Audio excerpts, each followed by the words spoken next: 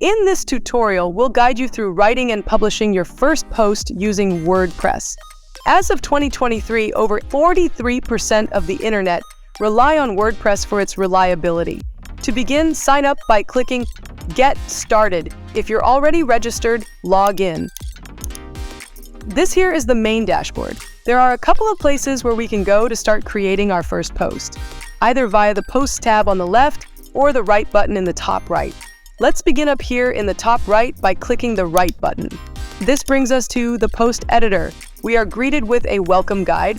We will close this window, but before we do that, let's have a look at one key concept in WordPress, which is that everything in the WordPress editor, including titles, paragraphs, images, and videos, are all blocks. Next up, we'll look at adding blocks to our page. Let's begin by adding a heading to our page by clicking the blue plus button. This will show us a list of block components that we can add to our post. We'll go ahead and choose heading from the list, which will then allow us to type the heading text in our post. We will give our blog a title here at the top.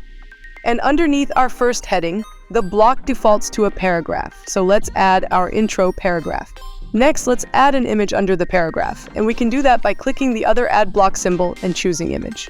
We have several options to insert an image, but we will choose to upload an image from our computer.